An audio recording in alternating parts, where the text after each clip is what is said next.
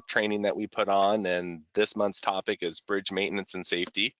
So quick housekeeping comments first is that you are all on mute, so you guys are going to have to stay on mute for today, but we still want to hear from you. So in the questions and chat windows, you have opportunities to go ahead and type in feedback and comments and questions to us, and we'll try and make sure we get those responded as we go.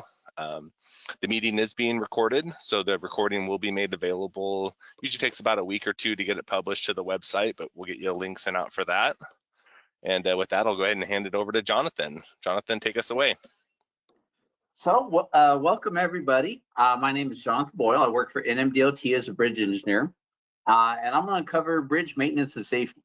So the first thing I'm going to tell you right off the get-go is this is a very fast version. So each one of these is usually a 2-day course. So to cram it all in an hour is a little bit difficult, but we're going to give it a shot. So for us, the average age of our bridges in New Mexico is 54 years old. So that comes with a lot of different issues.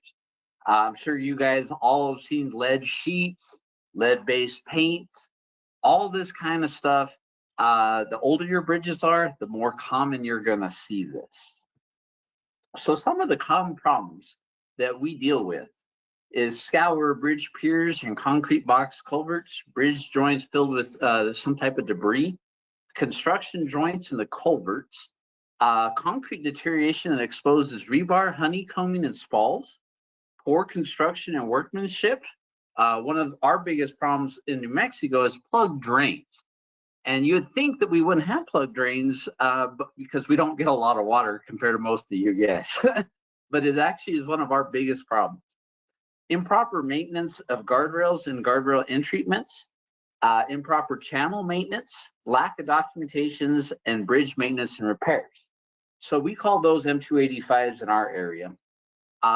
What I really want to point out to this one is all this stuff that we got to fix. All these common problems come with safety concerns. So when you have a problem and it goes into the safety part, this is what we're going to talk about. So the first one, when I became a bridge engineer, none of my maintenance crews even knew what a respirator was. And I freaked out a little bit because we were working in a box culvert that was 3 foot by 4 foot. And so you know these guys are breathing nothing but dust, and they were in there chiseling a joint. So I want you to know that silica dust plans are for each application. Sometimes you can reuse them, but each one has its own quirks. So the purpose of this document, when you have a plan, is to establish and implement a written exposure plan that identifies the tasks involving the exposure and the methods to protect our people, okay? So it needs to be all written out before the job starts. As I tell one of my bridge supervisors, this means before we leave the yard. So, and then I put on there, you know, the OSHA requirements, so you guys can look it up if you wish. I like the ones for the construction industry because with bridges, we do a little bit of everything. So safety first, and these are the materials that really give off some silica dust. Now, as you can see, our concrete down at the bottom is 25 to 70%. Now, I will say this as blunt as I can, we all have to cut through concrete. We all have to chip it out. For those of you in areas where there's a lot of masonry stuff, look up the brick. So the brick is still up to 30%. And if any of you guys in here are also tunnel certified, you know that we use tile a lot to cover the tunnels. So and that's between 30 and 45%. So I put this picture on purpose, all by itself, no words, no comments. I want to really point out the first biggest thing is here is the guy doesn't have facial hair. So when you do your fit test for a respirator, facial hair will not have you make a good seal on your respirator, okay? I also want to point out in this picture that the straps are in very, very good condition, okay? We always worry about filters. We always worry about the seals. but I have seen straps break. And I have seen them, they're like, oh no, it'll work for today. No, it won't. The standards are simple. You need to have a good seal and your filters. So this is a picture that I took, and it's improper patching in a concrete box culvert.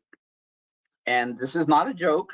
Someone decided they were running out of concrete, so they just mixed in a bunch of mud and splattered it all over the wall. Now, something like this needs to be cut out, needs to be chipped out, and that's where the silica dust particles come in, okay? But you will run across some improper patching, and it takes a job, it makes it much worse. So this is very common for us in New Mexico, and I know the Arizona and Texas areas. This is a construction joint and a CVC. So in New Mexico, one of our things is we have roads that were originally 2-lane roads with no shoulders. Well, in about the 60s and 70s, they extended it. And so you have these construction joints. And then again, in about the 90s, they went and extended it and put shoulders.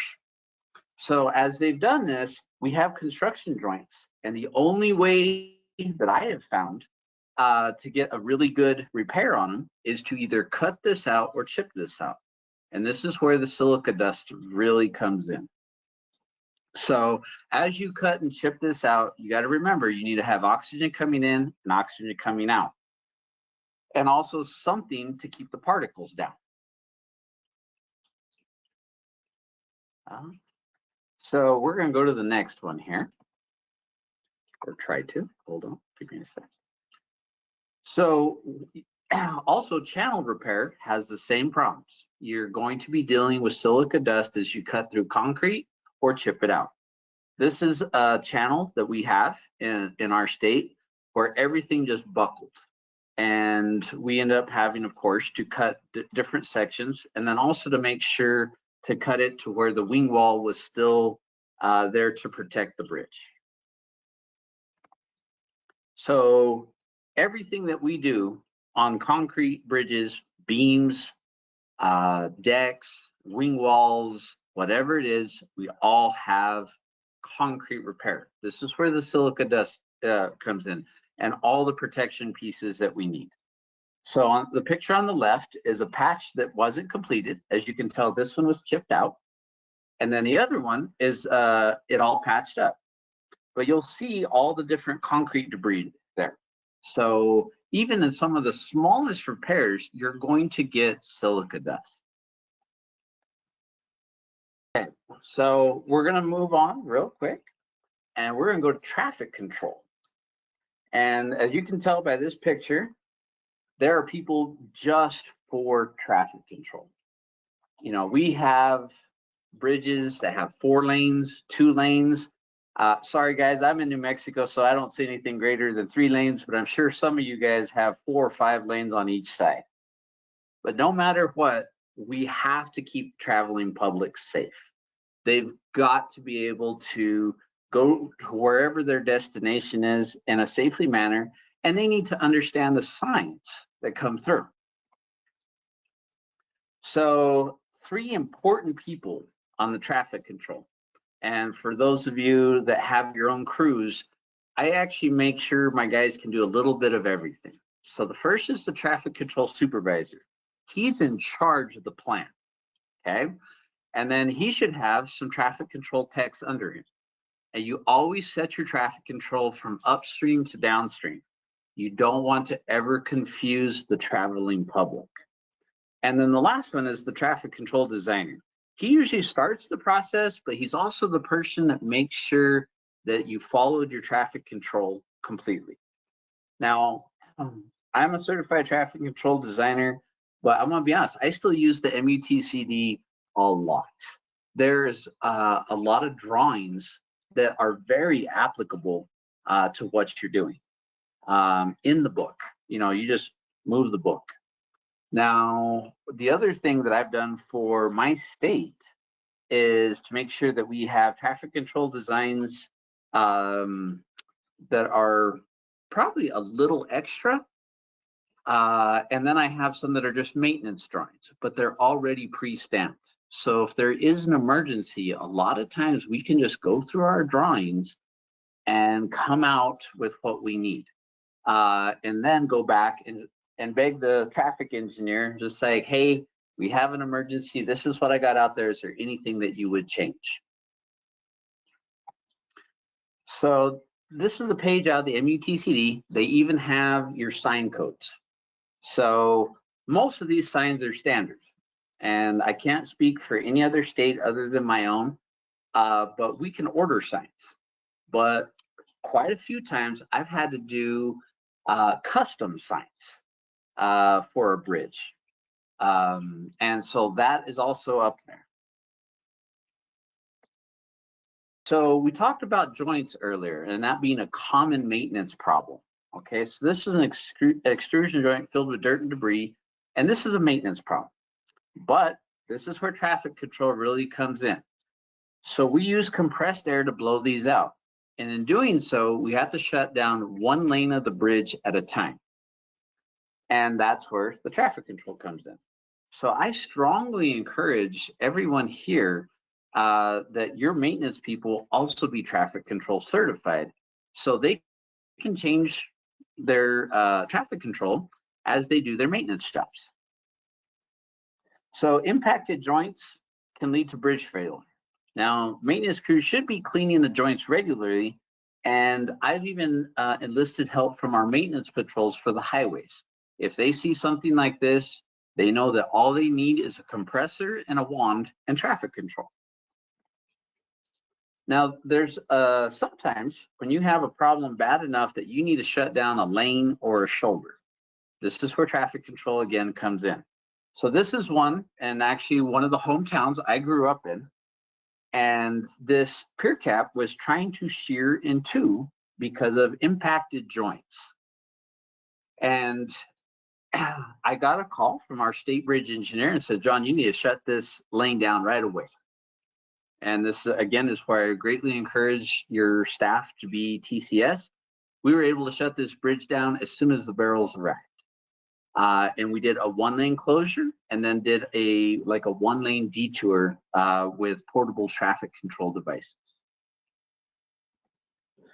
So again, this is another picture. Make sure that it's not just your temporary traffic control, but your permanent traffic control is also in good shape. So I know you guys see a big black piece on the end of this crash attenuator. That's actually a bumper of a 1992 Hyundai. And after the accident, the maintenance crew was just too lazy to take it off. And they tried to tell me that it had only been on there for a few months. I looked back at prior inspections, and it had been on there for 8 years. So the simple maintenance of traffic control is not just the temporary traffic control for emergency situations, but the long term. So this is actually quite typical in New Mexico. I hope it's not in your guys' areas, but the installation of the permanent traffic control devices are not put in properly. So if you can look at the top of the screen where it's supposed to be bolted to the post, you'll see one screw. Now, there's 3 holes there for a very good reason. That is not even the screw you're supposed to use to hold it up. And as you can tell, it did not hold up. And it started falling into the roadway. So I want you guys to realize these small little details can actually start becoming a major traffic problem. So by the time my crew got out there to fix this, this crash attenuator was partially in the road. It just started falling apart and just falling straight off. So if they're not installed correctly, they're not going to function the way they're designed. And what I mean by that is if, let's just say a semi hit this, it would not function the way it's supposed to. I would even say a Volkswagen Beetle could hit this and it would not function the way it's supposed to. So guardrail mounts. This is a kind of a close-up of that same picture. But as MASH compliant has gone across the country, we have got to catch up. So this is a bridge that, I'm going to be honest, I don't think anyone had touched it for 20 years before I became the bridge engineer for this area. And I find a lot of this every day. Now, for a lot of you guys, if you are doing the MASH compliant, you guys will know that they're doing leave outs now. Steel posts aren't. I can just tell you what we're doing in my state. Right now, if it's 50% damaged or more, we just go back and replace everything. And if it's 50% or less, we've been getting to the point where we just do a minor repair, so we don't have to replace thousands of feet of guardrail, because this is actually common. Now we're going to move over a little bit to confined spaces. So I put this in there because the three characteristics of a confined space is limited openings for entry and exit. The space is large enough for a person to enter and conduct work, and the space is not intended for continuous human occupancy. So for bridge people, that could be a segmented girder bridge. We have some in Albuquerque, New Mexico that, you know, that's how I do the bridge inspections, is I literally just walk right through the middle of it. But you always have to worry about oxygen. So it's a confined space if it meets these three criteria. Now, the biggest one I like is a oxygen monitor. And I keep that thing on me when I go into confined spaces to make sure I don't get myself in trouble.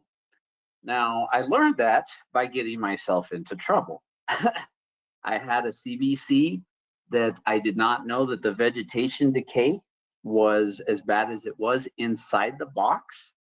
And it turns out the oxygen was sitting right around 10%.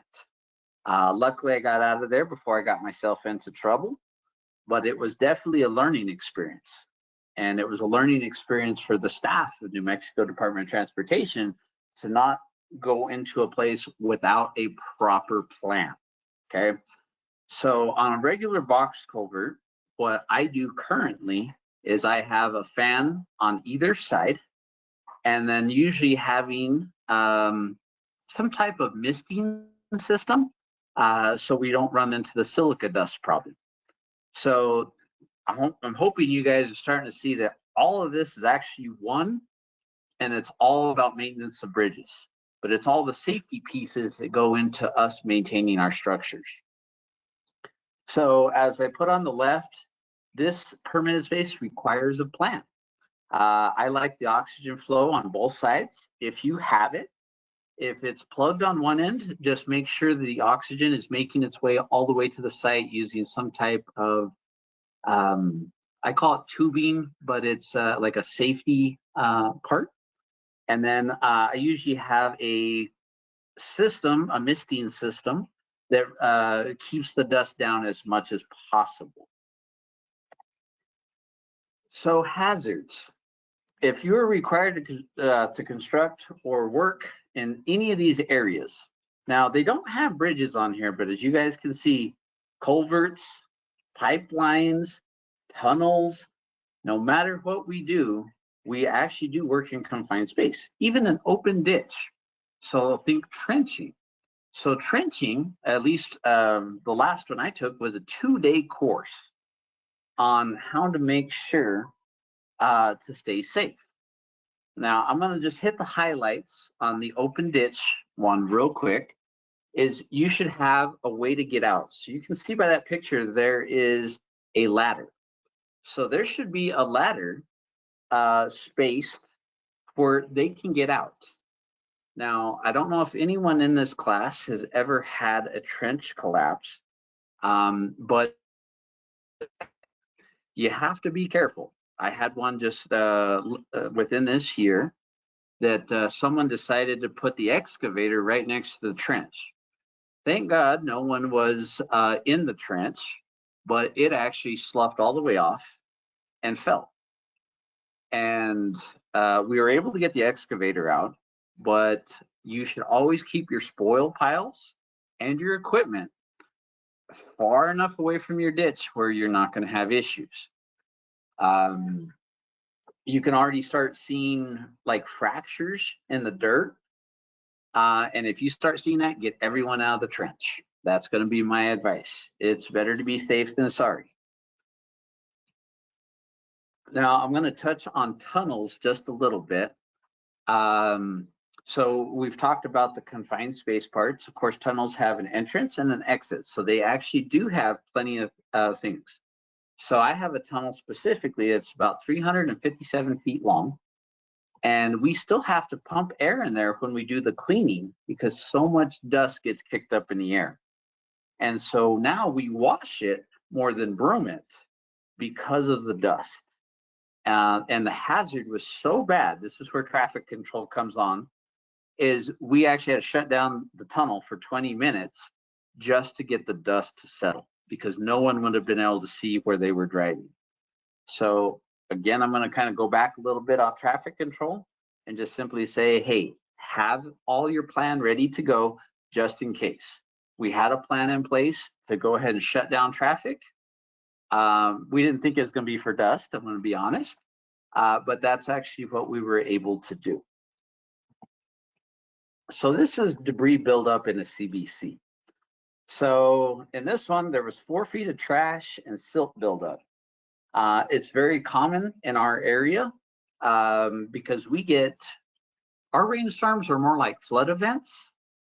We get a lot of water at once, and then we might not see a rainstorm for 4 months. And so it actually drops all this sediment, all this debris, and all this trash right where we're supposed to be. So scour on a concrete box. This again goes back to the maintenance thing, but then also all the stuff we've got to do to fix this. So this one has a little bit of everything. Inside the box is a confined space. Outside the box is not. But in order to tie in rebar, we had to drill several holes. There comes the silica dust again and the respirators. I am not going to lie, my guys hated this job. And I will say it was because it was in 100-degree heat, a very dry heat here in New Mexico, and they had to wear their respirators as they drilled the holes. Now, I'm not going to lie, there's more than once I looked over the edge and I had to talk to several of my maintenance staff and says, I know it's uncomfortable, but this is the only way to keep you guys safe. Well, it seems like I'm going a lot faster than I thought, so I apologize, guys. So the next one is going to be fall protection. Okay, so simple fall protection. They broke it down in A, B, C, D here. Your anchorage, your body support, your connector, and your descent and rescue device. Okay, so your anchorage kind of anchors you to whatever you're put to. Your body support, I'm gonna be honest, I'm looking at this harness and I do not like this harness at all. I like the ones that have a little bit more support because if you've ever fallen off a structure, I hate to admit that I have, that will actually cause your legs to go completely numb. And it can actually cause health problems if you can't get the person down fast enough. Now your connector. So there's different types of connector. This is one that's like on a kind of a reel and it's a spool. Most of them have an expiration date. Actually, I'd say that every single one does. So when I took over my area, I will tell you honestly, I looked at my harness and I was like, oh yeah, this harness looks good. My connector was 21 years old and it had expired just after the 2000. And so I was like, well, I don't want to trust this with my life. And so I found a different one. Now, so the other one is the descent rescue one, or it's whatever can pull you back up. Now, this is a nice fancy one. I don't know how many of you guys have something like this, but I'm going to be honest. Different pulley devices also work.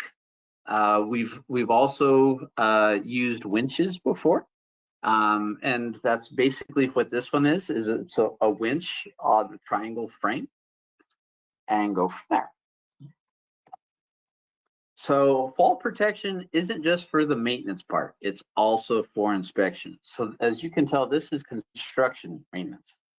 And this guy's got his connector, body harness, and he's looped into his anchorage part, and he's just running it down the beam as he's walking it down and doing his inspection.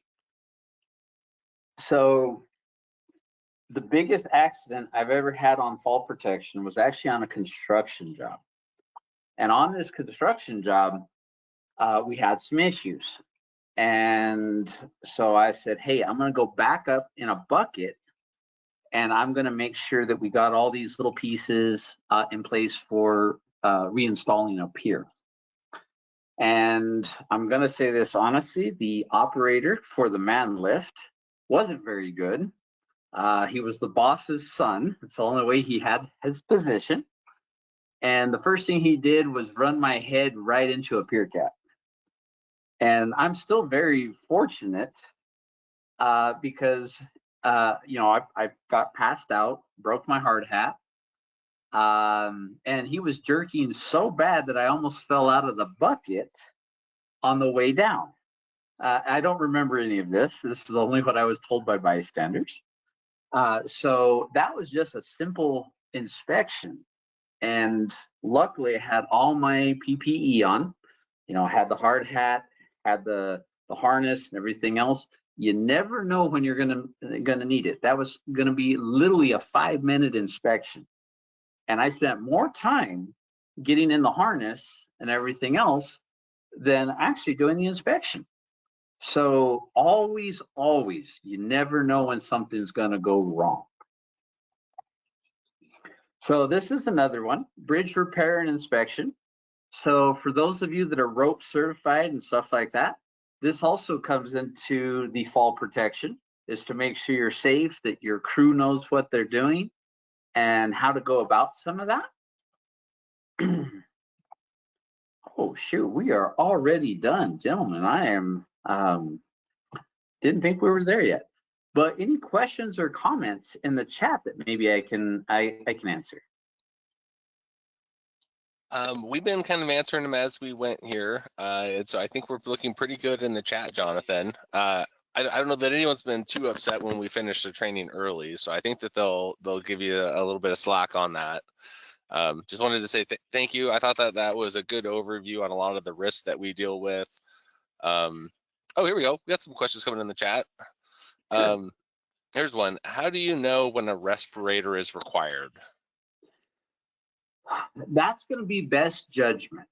I actually say anytime there's particulates that could be hazardous to your health. And so at the very first part of this conversation, I talked to you guys about lead-based paint. That's one of the big ones. I'm going to be honest, when I first started, I was out down there with a grinder and I was like, oh, there's orange paint here. The orange paint usually shows that, but if there's particulates in the air, use a respirator. Now, if they're non-poisonous or non-toxic particulates, you can actually get away with just say one of those paper masks. But if it's something toxic, such as silica, such as lead, you have to have something that's going to handle the particulate side. Okay, excellent. There's another one here that is, have you ever run into problems with homeless population living under the bridges? I wish that wasn't the case. It seems to have gotten worse over the last few years. And for the first time about 5 years ago, I put a pay item of homeless excrement removal. And I was like, oh God, this is not something I've seen in my career. So yes, we do have a pretty good homeless population in my area. Yeah, in our more urban areas, a lot of times we will end up contracting with a hazmat company to come in and clean the area prior to the crew work or a detailed inspection, because you get a lot of needle issues there as well. So you got to be very cautious of not just the gross stuff, but the stuff that'll really harm you as well. Well, and I'm going to tell you guys a quick story real quick about that. Travis brought up a very good point about needles. So a lot of times I have my guys wear snake boots in certain areas just because the needles are so bad. And those do work very well. I've also been on a construction job where we had a guy fall while doing digging and got a needle stuck in his knee. And I feel so bad for him. I'm just going to say this. They pumped him full of so many drugs and everything else when we got him to the hospital that he couldn't work for two weeks. So always be careful of it, even when you don't see the needle. In that case, it was actually buried in the ground before that guy fell on it. And that might be a little segue. There was a question on animals encounters. I'll just say real quick before I hand over to you, Jonathan, is I know if there's a known like rattlesnakes or something at certain bridges, we'll have a note on the inspection report often that will kind of alert folks that are heading to the bridge, be careful at the east abutment, etc. But other than that, it's just kind of common outdoors, common sense of, be careful when you're turning things over and be cautious and work in pairs. What do you got, Jonathan? I agree with Travis on that one. Some of the things that they don't teach you in any school is spiders are a big one when you get in some of those box culverts.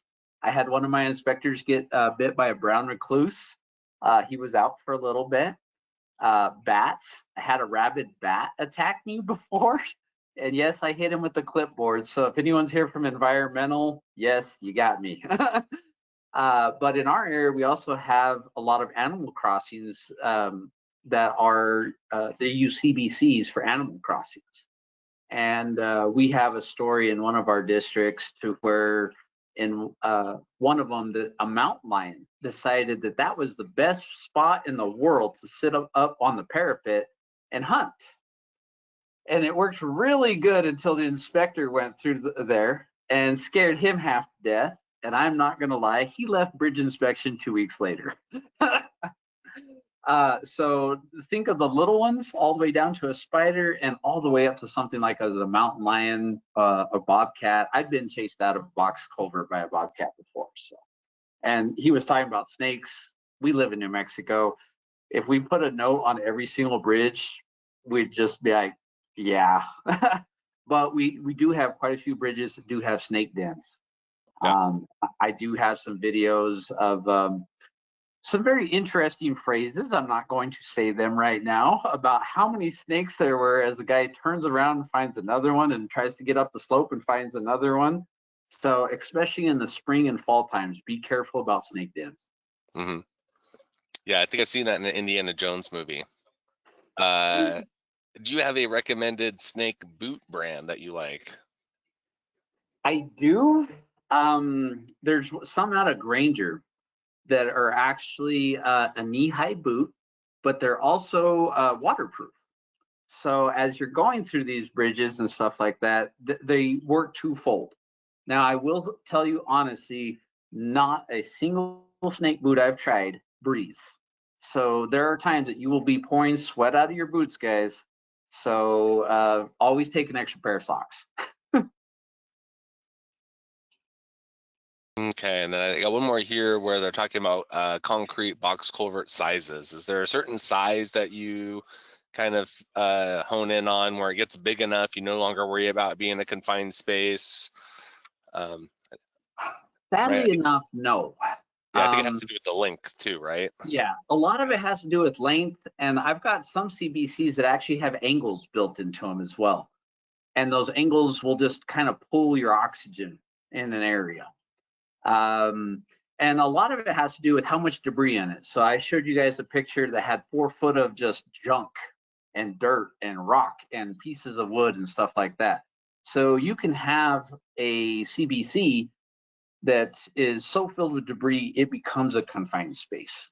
So I had this particular structure that when I did the inspection, I went with my little lumber crayon and my paint can, and I marked everything out. And then I told my maintenance guys, hey, we need to clean this thing out. We cleaned it out, and after we were done, we could drive a front loader through that box culvert. And I'm just laughing because I want to see what an inspector says in 20 years when he sees all my paint marks like up on the ceiling, and they're going to ask how I got there. But most of it actually has to do with the debris, not the size of your box and what you have to do. So if you're doing, say, a concrete repair, even on these bigger boxes, I still do all the confined space stuff.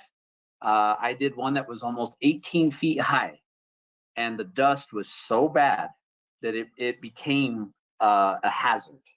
And once it becomes a hazard, then it's, you move it to your confined space. So it could be a big box, it could be a little box. It all depends on the environment. We got another question here on if you have a general first aid equipment discussion you would suggest the crews have, So actually, we do one every week, and I have made it mandatory for my staff to do JSAs, so job safety analysis. And I tell them, I said, you can use the same JSA as long as you're doing the same work.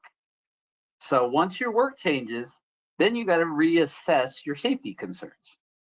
So that would be my biggest thing is on the first aid part is we all have first aid kits in our vehicle on every piece of machinery. And I'm going to say this honestly, we've used it before. One of my bridge maintenance supervisors had one of the weirdest things I've ever seen. He had a chisel, and it shattered, and it went right into his forearm, and it actually pinched the nerve where he couldn't even feel his hand. And it's bleeding everywhere. And what we later found out is the piece was not even the size of your pinky nail. But there was so much blood when we bandaged him up to get him to the hospital. We thought he like cut his arm. So I would definitely say just a basic first aid kit, but also when you do your job safety analysis, make sure everyone knows where the nearest hospital is. Because on that particular job, they're like, where do we take him? And I was like, there's a little town in New Mexico called Alamogordo. I said, take him to Alamogordo. Because there was not an emergency room within 65 miles from where we were working. And later, that's something we added to our JSAs because we realized that they shouldn't have to make a phone call to figure out where the nearest hospital is.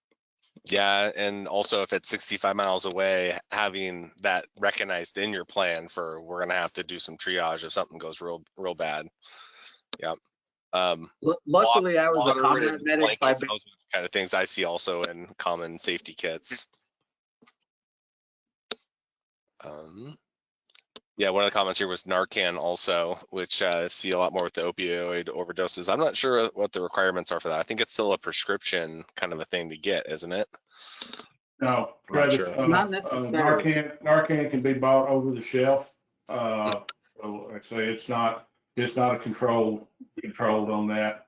One thing on the first aid is that depending on what qualifications you've got on your crews, like I say, you need to have people that are qualified to use the materials and whatever. And like I said, basic first aid training is something that should be probably essential, and then a properly stocked kit meeting the qualifications of what your people are capable of utilizing. I can't speak for any other state, but all our DOT personnel are trained on Narcan, and it is kept in a vehicle.